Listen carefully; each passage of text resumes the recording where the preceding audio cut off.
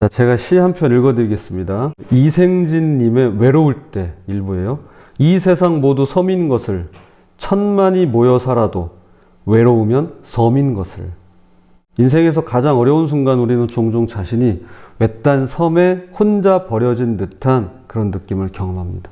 사랑하는 사람의 상실, 심각한 질병의 진단, 관계의 깨어짐, 경제적인 실패 등 이런 순간들은 마치 우리의 반모섬이 됩니다. 그때 이런 질문을 던질 수 있을 것 같아요. 하나님 어디 계시나요? 이 고통 속에서 주님은 뭘 하고 계신가요? 오늘 본문에서 사도 요한은 그런 상황에 처해 있었습니다. 그는 복음을 전했다는 이유만으로 외딴 반모섬에 유배되었습니다. 그러나 바로 그 고립의 장소에서 그는 가장 놀라운 계시를 경험했는데요. 인생의 반모섬이 하나님을 가장 깊이 만나는 장소가 될 수 있다는 진리를 오늘 본문을 통해서 발견할 수 있을 것 같습니다. 세 가지로 나누어서 한번 살펴보겠습니다. 첫째로 외로운 유배지입니다. 외로운 유배지입니다. 요한은 자신을 이렇게 소개합니다. 요한계시록 1장 9절입니다. 나 요한은 너희 형제요 예수의 환난과 나라와 참음에 동참하는 자라. 하나님의 말씀과 예수를 증언하였으므로 말미암아 반모라 하는 섬에 있었더니. 그는 세 가지 단어를 사용합니다. 환난, 나라, 참음. 곧 인내죠. 이것은 초기 교회 그리스도인들의 상황을 완벽하게 요약합니다.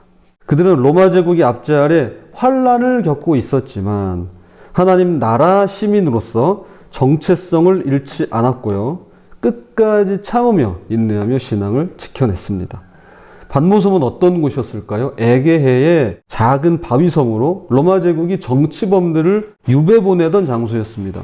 요한은 아마 그곳 채석장에서 강제 노동을 했을 것입니다. 노령의 사도가 그곳에서 겪었을 고통은 상상할 수도 없을 것 같아요. 그러나 주목할 것은 요한의 관점입니다. 그는 자신을 반모섬에 갇힌 불쌍한 노인이 아니라, 그렇죠, 어찌 보면 반모섬에 갇힌 불쌍한 노인이죠. 그런데 그것이 아니라 하나님의 말씀과 예수에 대한 증언 때문에 반모섬에 있게 된 사람, 갇힌 게 아니라 있게 된 사람으로 자신을 소개합니다. 이것은 근본적인 관점의 차이를 보여줍니다.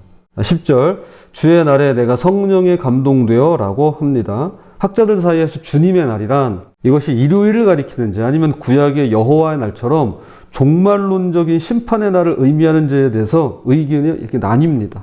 그런데 문맥상으로는 일주일 중에 특정한 날, 즉 예수님이 부활하신 주일을 가리킬 가능성이 높습니다. 초기 교회 신자들은 이날을 특별히 구별하여 예배와 교제의 시간으로 삼았기 때문인데요. 요한 역시 외롭고 고립된 그런 상황에서도 특별한 날, 그러니까 주일, 주님을 묵상하고 있었던 것으로 보입니다. 요한이 그의 반모섬에서조차 영적으로 깨어 있었다는 증거입니다. 그는 고난 속에서도 주님을 찾고 있었고 바로 그때 주님이 그를 찾아오신 것입니다. 우리도 인생의 반모섬에서 예배와 교제를 잃지 않았으면 좋겠어요. 사실 썬데이만 주일은 아니죠. 모두가 다 주님의 날인데 어떤 날은 반모섬이 될 수 있을 것 같아요. 그곳에서 예배와 교제를 잃지 않고 그렇게 하나님의 놀라운 계시를 경험하시기를 주님의 이름으로 부탁합니다. 자, 두 번째는 영광의 주님을 만났습니다. 영광의 주님을 만납니다. 요한이 뒤돌아보았을 때 그는 7 금촛대 가운데 서 계신 인자 같은 분을 보았답니다. 이 모습은 나사렛 출신의 예수가 아닌 영광의 왕으로서의 그리스도를 보여줍니다. 각 교회가 처한 도시의 문화, 경제, 종교적인 특성은 그들에게 주어진 메시지의 구체적인 내용과 직결되는데요. 요한이 본 그리스도의 모습에서 몇 가지 중요한 상징들이 발견됩니다. 4가지만 좀 보겠습니다. 자, 13절. 발에 끌리는 옷을 입고 가슴에 금띠를 띠고, 이 옷차림은 구약의 대제사장과 왕의 모습을 연상시킵니다. 당시 에베소는 소아시아 최대 항구 도시이자 무역과 상업, 문화, 종교의 중심지로 황제 숭배가 성행했습니다. 에베소만 그랬던 건 아니에요. 다른 지역들도 황제 숭배가 그렇게 많았습니다. 그러니까 로마 황제들이 자신을 신격화하던 그 시대의 요한은 지금 진정한 왕의 모습을 보고 있는 것입니다. 14절, 두 번째인데요. 머리와 머리털은 흰 양털과 같고 눈과 같이 희고 그의 눈은 불꽃 같고, 흰 머리털은 다니엘 7장 9절에서 옛적부터 항상 계신 분의 모습을 떠올리게 합니다. 이는 그리스도의 영원성과 신성을 나타냅니다. 서머나는 황제 숭배의 중심지였으며 이교와 혼합 종교로 인해서 박해가 심했던 곳이었습니다. 이 자세한 내용은 이제 2장에 가서 7교회가 나오는데요. 그때 이제 함께 보도록 하겠습니다. 그곳의 성도들에게 그리스도의 신성을 보여준 이 환상은 큰 위로가 되었을 것입니다. 자, 세 번째 16절입니다. 그의 입에서 좌우에 날선검이 나오고, 이것은 히브리서 4장 12절을 연상하게 합니다. 하나님의 말씀은 살아있고 활력이 있어 좌우에 날선 어떤 검보다도 예리하여 혼과 영과 및 관절과 골수를 찔러 쪼개기까지 하며 또 마음의 생각과 뜻을 판단하나니. 버가모는 여기도 역시 로마 황제 숭배가 만연했던 곳이에요. 그곳은 거짓 교훈이 성행했습니다. 그리고 두알이라는 조합 중심, 그러니까 길드라고 하죠. 그러니까 상공업 도시로 조합에 이교적인 요소가 포함되어 있었습니다. 그러니까 이 조직에 가입을 해야 무언가를 할 수 있는데 그것 자체가 이교적인 어떤 모습을 담고 있었습니다. 이런 혼란 속에서 그리스도의 말씀은 진리와 거짓을 명확히 구분해주는 날카로운 검을 가리킨다라고 볼 수 있는 것입니다. 자, 네 번째 16절입니다. 그 얼굴은 해가 힘있게 비치는 것 같더라. 신약에 보면 변화산에서 제자들이 본 예수님의 모습을 보여주는데요. 사대교회가 있었던 사대는 과거 리디아 왕국의 영화에 안주하면서 살아있는 것처럼 보이나 죽은 상태였고, 빌라델비아는 빈번한 지진으로 도시 재건을 반복하던 도시였고, 또 라오디게아는 금융, 의료, 섬유 산업 중심으로 물질적으로는 부유했지만 영적으로는 미지근한 상태였습니다. 이런 교회들에게 그리스도의 빛나는 얼굴은 참된 영광과 능력을 보여주는 상징이 되었습니다. 즉 요한은 이 영광스러운 모습 앞에서, 자 17절 보세요. 그의 발 앞에 엎드러져 죽은 자같이 되었습니다. 그렇죠. 모든 나라와 모든 지역과 모든 교회, 모든 인류를 다스리시는 그 눈동자 같은 주님, 또 좌우에 날선검을 갖고 계신 주님, 이런 모습이잖아요. 그런데 놀랍게도 그리스도는 요한에게 어떻게 하시나요? 오른손을 얹으세요. 그러면서 이렇게 말씀하십니다. 두려워하지 말아라. 나는 처음이요 마지막이니 곧 살아있는 자다. 라고 말씀하세요.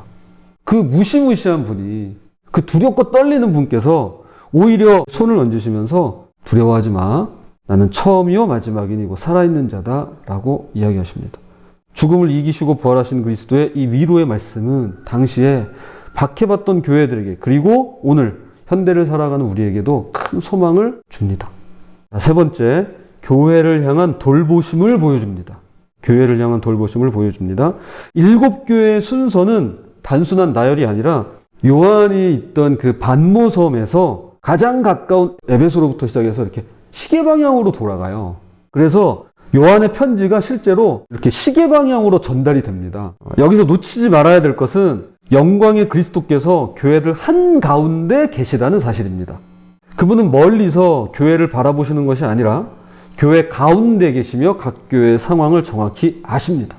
7교회에게 주시는 말씀은 각 교회 지역과 상황에 맞게 주었으며 모든 교회와 성도들에게 적용될 수 있는 보편적인 경고와 약속, 회개와 승리의 메시지를 담고 있는 것입니다. 또한 그분은 교회의 심부름꾼들을, 말씀에 나오죠. 내 오른손에 7별이라고 말씀하시는 것처럼 오른손에 쥐고 계신데요. 오른손에 7별. 7별이 교회거든요. 이는 교회에 대한 그리스도의 특별한 보호와 관심을 보여줍니다. 그리스도께서 당시 교회들의 상황을 정확히 알고 계셨듯이 오늘 이 시대의 교회와 우리 각자의 상황을 정확히 알고 계십니다. 그분은 우리를 결코 떠나지 않으시고 우리 가운데 거하시며 우리를 그분의 오른손으로 꼭 붙들고 계십니다. 자, 그래서 오늘 우리가 드린 찬양이 그거예요. 주날 붙드네. 주날 붙드네. 이제 말씀의 결론을 맺겠습니다. 7교회 중 서머나와 빌라델비아 교회는 책망 없이 칭찬만 들었습니다. 반대로 라오디게아 교회는요, 칭찬 없이 책망만 받았습니다. 그런 점에서 교회의 영적 상태에 대하여 아주 다양한 스펙트럼이 있음을 알게 됩니다. 마찬가지로 우리 각 사람의 영적 상태도 다양합니다. 우리도 칭찬받을 만한 일도 있고 책망받을 만한 일도 있습니다. 저도 못하는 부분이 있고요, 잘하는 부분도 있을 겁니다. 그러니까 우리 다 그래요. 장단점이 다 있습니다. 그러나 그리스도께서 우리 모두에게 동일하게 주시는 말씀이 있습니다. 우리의 상황은 다 달라요. 그런데 우리에게 주시는 말씀은 동일한데요. 그것이 바로 이것입니다. 두려워하지 말아라. 두려워하지 마세요. 이 말씀이에요. 나는 알파와 오메가다. 내가 살았노라. 자, 우리 중에 누군가 지금 인생의 반모섬에 있다면, 혹시 우리나라가 역사의 반모섬에 있는 것 같이 여겨진다면 요한처럼 성령 안에서 주님을 바라보시면 좋겠습니다. 우리도 자꾸 이 시선을 놓치니까 이 마음이 더 이렇게 커지는 것 같아요. 혹시 인생의 반모섬에 있다면, 또 어떤 나라가, 국가가, 우리 대한민국이 또는 이 세계가 반모섬에 있는 것, 처해 있는 것 같다면 이 시간 누구보다도 성령 안에서 주님을 바라보시기 바랍니다.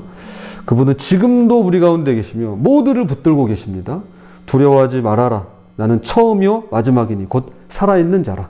부디 언제 어느 때라도 내 위에 오른손을 얹고 계시는 그분의 체온과 그분의 체온, 또 우리를 안심시키시고 붙드시는 그분의 말씀에 힘입어서 살아가시는 저와 여러분이 되시기를 주님의 이름으로 부탁을 드립니다.